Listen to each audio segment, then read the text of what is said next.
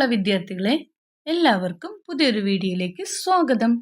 ഇന്ന് നമ്മൾ 4ാം ക്ലാസ്സിലെ പരിസര പഠനം, അതായത് EVSൻ്റെ മോഡൽ ക്വസ്റ്റ്യൻ പേപ്പറും അതിൻ്റെ ആൻസേഴ്സുമാണ് ഡിസ്കസ് ചെയ്യുന്നത്. അപ്പോൾ മക്കൾ ആദ്യമായാണ് ചാനൽ കാണുന്നതെങ്കിൽ ചാനൽ ഒന്ന് സബ്സ്ക്രൈബ് ചെയ്യണേ. നമുക്ക് ക്വസ്റ്റ്യൻസ് നോക്കാം. ഫസ്റ്റ് ആക്ടിവിറ്റി സസ്യങ്ങൾ പലവിധം എന്നുള്ളതാണ്. താഴെ കൊടുത്തിരിക്കുന്നത് നോക്കൂ. വ്യത്യസ്ത തരം സസ്യങ്ങളുടെ ചിത്രങ്ങൾ ഒട്ടിച്ച് പതിപ്പ് നിർമ്മിക്കുകയാണ് വിനുവും കൂട്ടുകാരും.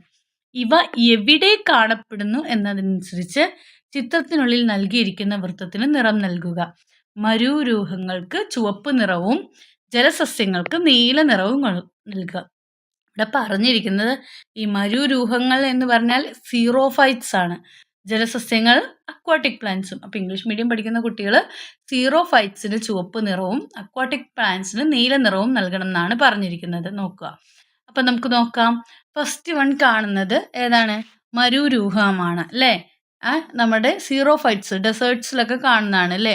അപ്പോൾ ഇവിടെ നിങ്ങൾ സീറോഫൈറ്റ്സ് ആണ്. ഇതിന് റെഡ് കളറാണ് കൊടുക്കേണ്ടത്. റെഡ് തൽക്കാലം ഞാൻ അവിടെ എഴുതാം. റെഡ് കളറാണ് കൊടുക്കുന്നത്. അടുത്തത് വാട്ടർ പ്ലാന്റ്, അക്വാട്ടിക് പ്ലാന്റ് ആണ്. അപ്പോൾ ഇതിന് ബ്ലൂ ആണ് കൊടുക്കേണ്ടത്. നെക്സ്റ്റ് സീറോഫൈറ്റ് ആണ് അല്ലേ? സീറോഫൈറ്റ് മരുരൂഹങ്ങളാണ്. അപ്പോൾ റെഡ് ആണ് കളർ കൊടുക്കേണ്ടത്. അടുത്തത് അക്വാട്ടിക് പ്ലാന്റ് ആണ്. ബ്ലൂ ആണ് കൊടുക്കേണ്ടത്. അടുത്തത് എന്താണ്? വീണ്ടും മരുരൂഹങ്ങൾ അല്ലേ? സീറോഫൈറ്റ്സ് ആണ്. റെഡ് ആണ് കൊടുക്കേണ്ടത്. അടുത്തത് അക്വാട്ടിക് പ്ലാന്റ് ആണ്. അക്വാട്ടിക് പ്ലാന്റ് ആണ്. നമ്മൾ ബ്ലൂ ആണ് കൊടുക്കേണ്ടത്. ഇനി ബി ക്വസ്റ്റ്യൻ നോക്കാം. മത്സ്യങ്ങൾക്ക് ജലത്തിലൂടെ സഞ്ചരിക്കുന്നതിന് അനുയോജ്യമായ ശരീരഘടനയാണുള്ളത്. താഴെ പറയുന്നവയിൽ നിന്ന് മത്സ്യത്തിന്റെ സഞ്ചാരവുമായി ബന്ധപ്പെട്ട് ശരിയായത് തിരഞ്ഞെടുക്കാനാണ് പറഞ്ഞിരിക്കുന്നത്. ഒന്നാമത്തെ മത്സ്യത്തിന്റെ സഞ്ചാരവുമായി ബന്ധപ്പെട്ടിട്ടാണ് കേട്ടോ. ഒന്ന്, മത്സ്യങ്ങളുടെ ആകൃതി, വാൽച്ചിറക്.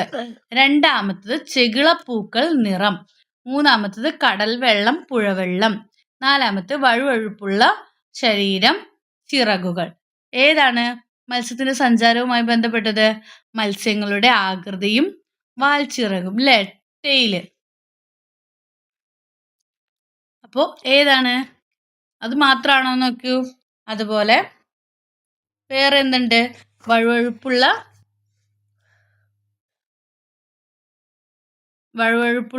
ശരീരം അല്ലേ? വഴുവഴുപ്പുള്ള ശരീരം, ചിറകുകൾ, അതും ഉണ്ട് അല്ലേ? അപ്പോൾ ഒന്നാമത്തെയും നാലാമത്തെയും ശരിയാണ്. അങ്ങനെ തന്നിരിക്കുന്ന ഓപ്ഷൻസ് ഏതാണെന്ന് നോക്കൂ മക്കളെ. ഏതാണ്? ബി ആണ്. 1ഉം 4ഉം. അപ്പം നിങ്ങളിവിടെ എഴുതേണ്ടത് ബി ആണ്. 1ഉം 4ഉം. അപ്പോൾ മത്സ്യങ്ങളുടെ ആകൃതി, വാൽച്ചിറക്, വഴുവഴുപ്പുള്ള ശരീരം, ചിറകുകൾ. ഇനി ഇംഗ്ലീഷിലാണെങ്കിൽ നമ്മൾ എങ്ങനെ പറയും? Shape of the fish, tail fin. രണ്ടാമത്തെയോ സ്ലിപ്പറി നേച്ചർ അല്ലെങ്കിൽ സ്ലിപ്പറി ബോഡി, ഫിൻസ്. ഓക്കെ. ഇനി സി ക്വസ്റ്റ്യൻ നോക്കാം. കൂട്ടത്തിൽപ്പെടാത്തതിനെ കണ്ടെത്തി എഴുതൂ എന്നാ പറഞ്ഞിരിക്കുന്നത്. വനം, കുളം, കടൽ, മരുഭൂമി. ഇതിലേതായിരിക്കും? കുളം അല്ലേ? ബി ആണ്. ഓപ്ഷൻ ബി ആയിരിക്കും. കാരണം എന്താ? ബാക്കിയൊക്കെ ലാർജ് എക്കോസിസ്റ്റം ആണ്. ഇത് സ്മോൾ എക്കോസിസ്റ്റം ആയിരിക്കും അല്ലേ? അപ്പോൾ ബി ആണ് ഓപ്ഷൻ എന്ന് പറയുന്നത്. ഇനി അല്ലെങ്കിൽ നമ്മൾ നോക്കൂ. അതല്ലെങ്കിൽ ആ പ്രവർത്തനമല്ല നിങ്ങൾ ചെയ്യുന്നതെങ്കിൽ വേറൊരു പ്രവർത്തനം താഴെ കൊടുത്തിട്ടുണ്ടെങ്കിൽ വ്യത്യസ്ത തരം ജീവികൾക്ക് അവയുടെ സാഹചര്യങ്ങളിൽ ജീവിക്കുന്നതിന് അനുയോജ്യമായ ശരീരഘടനയുണ്ട്. താഴെ നൽകിയിരിക്കുന്ന ജീവികൾക്ക് അവ ജീവിക്കുന്ന ഇടങ്ങളിൽ അനുയോജ്യമായ ശാരീരിക സവിശേഷതകൾ എന്തെല്ലാമാണെന്ന് കണ്ടെത്തുക. എന്താണ് ക്യാമല്? ക്യാമലിന്റെ പ്രത്യേകത എന്താ? ക്യാമലിന് എന്താണ്? കൊഴുപ്പടങ്ങിയിട്ടുള്ള ഒരു ഹമ്പ് ഉണ്ട് അല്ലേ? അതിന്റെ മേലെ കൊഴുപ്പടങ്ങിയിരിക്കുന്ന ഹമ്പുണ്ട്. അതുപോലെ വെള്ളം കുടിക്കാണ്ട് കുറേ ദിവസം എവിടെ ജീവിക്കാം? ഈ ക്യാമലിന് ഡെസേർട്ടിൽ ജീവിക്കാനായിട്ട് സാധിക്കും അല്ലേ? അപ്പം നമ്മളെങ്ങനെ എഴുതും? The fat in the camel hump help to in the desert for days without drinking water അല്ലേ? അപ്പം ക്യാമലിൻ്റെ അഡാപ്റ്റേഷൻ നിങ്ങൾ പഠിച്ചിട്ടുണ്ട്. അപ്പം ഒട്ടകത്തിൻ്റെ ശരീരഘടനയുടെ പ്രത്യേകതകളാണ് നിങ്ങൾ എഴുതുന്നത് അല്ലേ? അപ്പം അതിന് ഹമ്പ് ഉണ്ടെന്ന് എഴുതുക അല്ലേ? പിന്നെ വെള്ളമൊന്നും കുടിക്കാതെ അതിന് കുറേ കാലം മരുഭൂമിയിൽ ജീവിക്കാൻ കഴിയും. പിന്നെ ഫിഷിൻ്റെ മീനിൻ്റെ ശരീരഘടനയുടെ ബോട്ട് ലൈക്ക് ഷേപ്പാണ് അല്ലേ? ബോട്ട് ലൈക്ക് ഷേപ്പാണ്. പിന്നെ നിങ്ങൾക്ക് ഫസ്റ്റ് ക്വസ്റ്റ്യനിൽ തന്നെ തന്നിട്ടുണ്ട് അല്ലേ?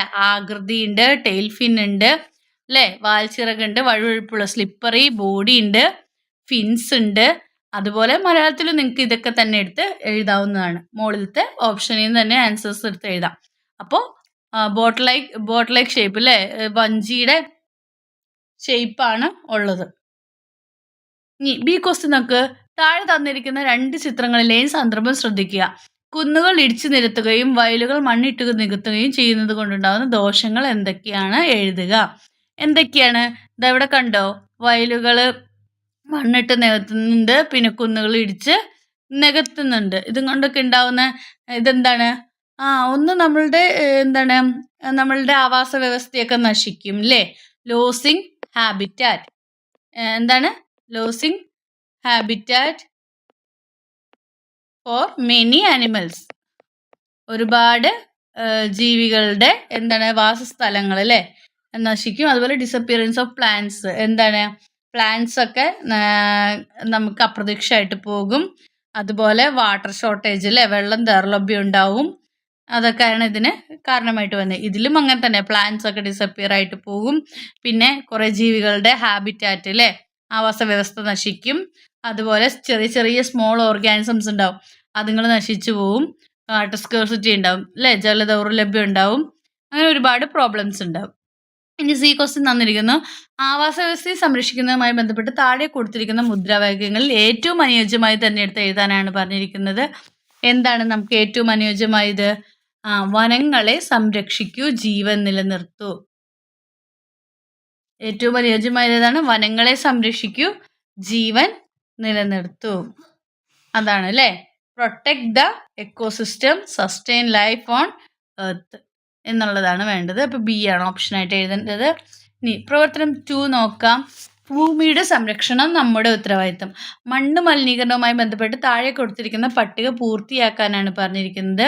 മണ്ണ് മലിനമാകുന്ന സന്ദർഭങ്ങൾ ഏതൊക്കെയാണെന്നാണ് ചോദിച്ചിരിക്കുന്നത്. ഒന്ന്, അമിതമായ കീടനാശിനി പ്രയോഗം, അതായത് എക്സസീവ് യൂസ് ഓഫ് പെസ്റ്റിസൈഡ്സ്. പിന്നെ എന്താണ്? Excessive use of chemical fertilisers, രാസവളങ്ങൾ അല്ലേ, അമിതമായ രാസവളങ്ങളുടെ ഉപയോഗം. അതുപോലെ പ്ലാസ്റ്റിക് വേസ്റ്റ് ഒക്കെ കൊണ്ടുപോയി മണ്ണിലിടുന്നത്.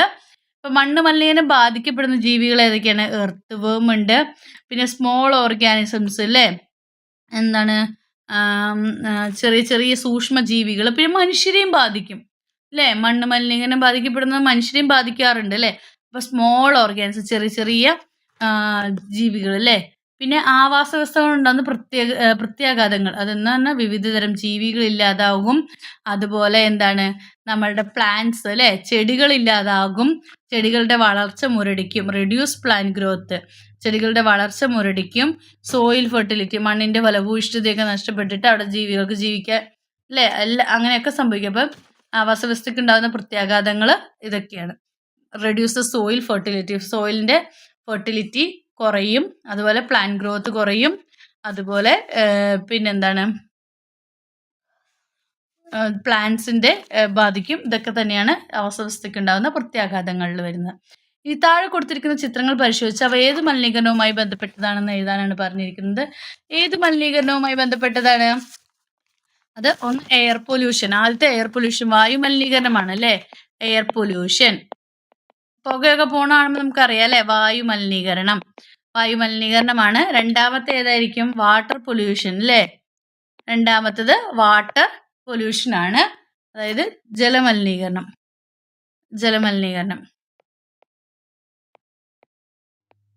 രണ്ടും എഴുതാനാണ് പറഞ്ഞിരിക്കുന്നത്. പ്രവർത്തനം 3 നമുക്ക് നോക്കാം. സ്വതന്ത്ര ഭാരത ഭൂമി. ഏലം, കുരുമുളക് തുടങ്ങിയ സുഗന്ധദ്രവ്യങ്ങളും പട്ട്, പരുത്തി തുടങ്ങിയ തുണിത്തരങ്ങളും വാങ്ങുന്നതിനായാണ് വിദേശികൾ ആദ്യമായി ഇന്ത്യയിലെത്തിയത്. പതിയെ പതിയെ അവർ നാട്ടുരാജാക്കന്മാരിൽ നിന്ന് പ്രത്യേക ആനുകൂല്യങ്ങൾ നേടിയെടുത്ത് വ്യവസായശാലകൾ ആരംഭിച്ചു. ഇന്ത്യയിലെ വിവിധ പ്രദേശങ്ങൾ ഭരിച്ചിരുന്നത് നാട്ടുരാജാക്കന്മാരായിരുന്നു.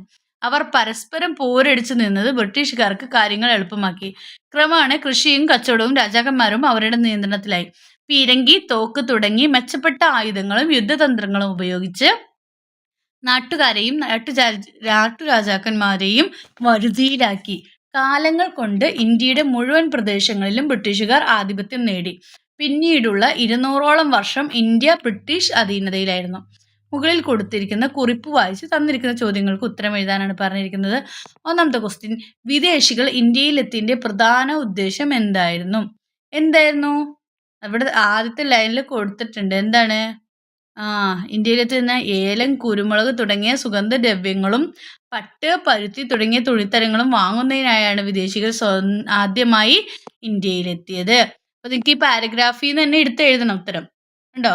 അപ്പോൾ ആദ്യത്തിൽ നിന്ന് തന്നെ നിങ്ങൾക്ക് അതെടുത്ത് എഴുതാനായിട്ട് പറ്റൂലേ? അപ്പോൾ ഇവിടെ ഓപ്ഷനായിട്ട് തന്നിട്ടുണ്ട്. ഏതാണ്? സുഗന്ധദ്രവ്യങ്ങളും തുണിത്തരങ്ങളും വാങ്ങിക്കുന്നതിന്. സി, ടു ബൈസ് എന്താണ്? സ്പൈസസ് ആൻഡ് ടെക്സ്റ്റൈൽസ് അല്ലേ? നെക്സ്റ്റ് ഓപ്ഷൻ സി ആണ് അപ്പോൾ ഉത്തരമായിട്ട് എഴുതേണ്ടത്. ഇനി ബി, ബ്രിട്ടീഷുകാർ ഇന്ത്യയിലേക്ക് വന്ന സമയത്ത് ഇന്ത്യ നാട്ടുരാജ്യങ്ങളായി ഭിന്നിച്ച് കഴിയുകയായിരുന്നു. ശരിയോ തെറ്റോ എന്നാണ് ചോദിച്ചിരിക്കുന്നത്. ശരിയാണല്ലേ? ശരിയാണ്. അപ്പോൾ ശരിയാണെന്നാണ് അവിടെ എഴുതേണ്ടത്. ഇനി ബ്രിട്ടീഷുകാർക്ക് എളുപ്പത്തിൽ ഇന്ത്യയെ അവരുടെ നിയന്ത്രണത്തിലാക്കാൻ കഴിഞ്ഞത് എന്തുകൊണ്ടാണെന്ന് നമുക്കിവിടെ പറഞ്ഞു. എന്താണ്? ഇന്ത്യയിലെ വിവിധ പ്രദേശങ്ങൾ ഭരിച്ചിരുന്നത് നാട്ടുരാജാക്കന്മാരായിരുന്നു. അവർ പരസ്പരം പോരടിച്ച് നിന്നത് ബ്രിട്ടീഷുകാർക്ക് കാര്യങ്ങൾ എളുപ്പമാക്കി. അപ്പം അവർ പരസ്പരം പോരടിച്ച് നിന്നത് കൊണ്ടാണ് എന്ത് ചെയ്യുന്നത്? അവർക്ക് പെട്ടെന്ന് തന്നെ നമ്മളെ നിയന്ത്രണത്തിലാക്കാൻ വേണ്ടിയിട്ട് കഴിഞ്ഞത്. അപ്പോൾ അതാണ് ഇവിടെ എടുത്ത് എഴുതേണ്ടത്. ആ പോയിന്റ്സ് ആണ് എഴുതേണ്ടത്.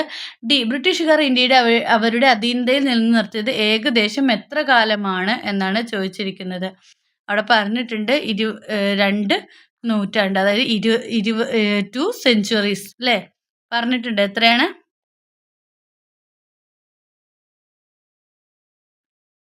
200ഓളം വർഷം. 200ഓളം വർഷം എന്ന് എഴുതാം, അല്ലെങ്കിൽ 2 സെഞ്ച്വറി. 200 വർഷം എന്ന് പറഞ്ഞാൽ നമ്മൾ എഴുതുന്നത് 2 സെഞ്ച്വറി, 2 നൂറ്റാണ്ട് അല്ലേ? 2 നൂറ്റാണ്ട്. 200ഓളം സെഞ്ച്വറി വർഷങ്ങളാണ് എന്തെന്ന് പറയുന്നത്? 2 നൂറ്റാണ്ട്, 2 സെഞ്ച്വറി എന്ന് പറയുന്നത്. പ്രവർത്തനം 4, സ്വാതന്ത്ര്യം സമരങ്ങളിലൂടെ.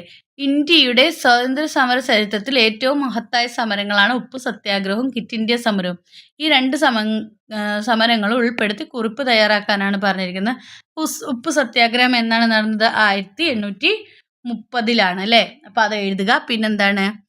ബ്രിട്ടീഷുകാർ ഇന്ത്യൻ എന്താണ് നമ്മളുടെ സോൾട്ട് അല്ലേ, നമ്മളുണ്ടാക്കുന്ന സോൾട്ട് നമ്മളുണ്ടാക്കിയിട്ട് അവർ ബ്രിട്ടീഷുകാർക്ക് എന്ത് ചെയ്യണം? ടാക്സ് കൊടുക്കേണ്ടി വരുന്ന അവസ്ഥ അല്ലേ?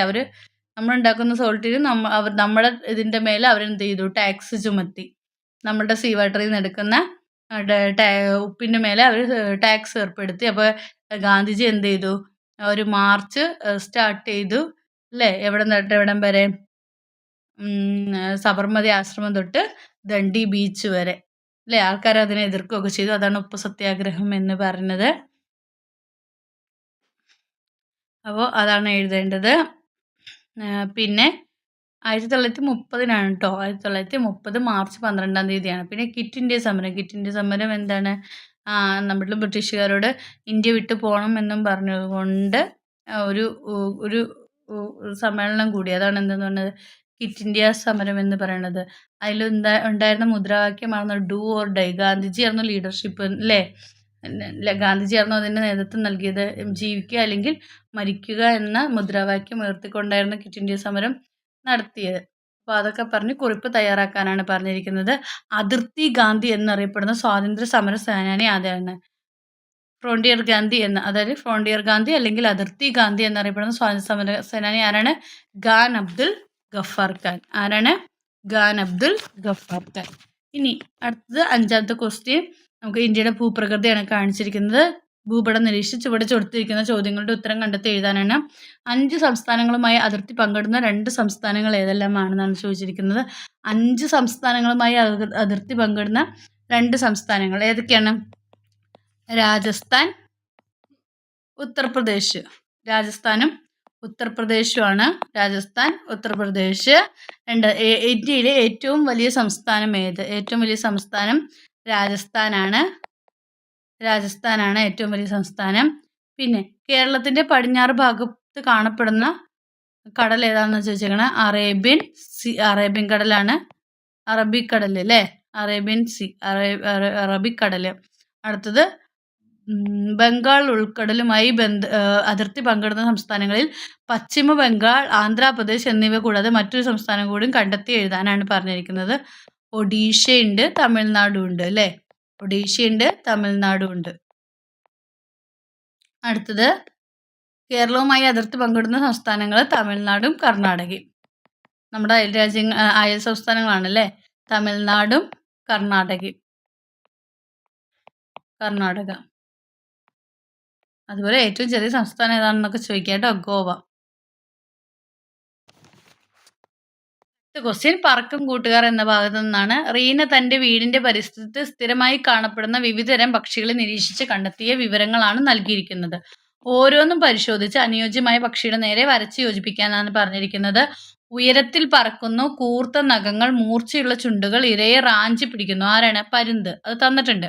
ഇനി കറുത്ത നിറം, കൂട്ടമായി സഞ്ചരിക്കുന്നു, പരിസരം വൃത്തിയാക്കുന്നു. ആരാണ്? കാക്ക.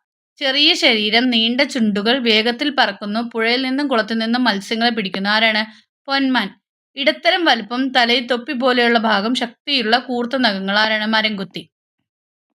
ഇനി അടുത്ത ക്വസ്റ്റ്യൻ, ജലത്തിന്റെ സാന്നിധ്യമുള്ളിടത്ത് ഇര തേടുന്ന പക്ഷി ആരായിരിക്കും? കൊക്കായിരിക്കും അല്ലേ? ഇനി നെക്സ്റ്റ്, താഴെ കൊടുത്തിരിക്കുന്നത് തെറ്റായ പ്രസ്താവന ഏതെന്ന് തിരഞ്ഞെടുത്ത് എഴുതാനാണ് പറഞ്ഞിരിക്കുന്നത്. എല്ലാ പക്ഷികളുടെയും ശരീരഘടന ഒരുപോലെയാണ്. ആഹാര സമ്പാദന രീതിയും പക്ഷികളുടെ ശരീരഘടനയുമായി ബന്ധമുണ്ട്. ചില പക്ഷികൾക്ക് നീണ്ട കൂർത്ത ചുണ്ടുകളും നീണ്ട കാലുകളുമുണ്ട്. ജലമുള്ള സ്ഥലങ്ങളിൽ കാണപ്പെടുന്ന പക്ഷികൾക്ക് എണ്ണമയമുള്ള തൂവലുകൾ ആയിരിക്കും. അതിൽ ഓപ്ഷൻ എ തെറ്റാണ് അല്ലെ. എല്ലാ പക്ഷികളുടെയും ശരീരഘടന ഒരുപോലെയാണോ? അല്ല. അതാണ് തെറ്റായ പ്രസ്താവന എന്ന് പറയുന്നത്. അപ്പോൾ നിങ്ങളുടെ എക്സാമുമായി ബന്ധപ്പെട്ടിട്ടുള്ള മോഡൽ ക്വസ്റ്റ്യൻസ് ഇതൊക്കെയാണ്. അപ്പോൾ നിങ്ങൾക്ക് വീഡിയോ ഉപകാരപ്രദമായെങ്കിൽ ലൈക്ക് ചെയ്യുക, ഷെയർ ചെയ്യുക. ആദ്യമായി ചാനൽ കാണുന്ന കൂട്ടുകാരനെ ചാനലിന് സബ്സ്ക്രൈബ് ചെയ്യണേ. Then see again. Thank U.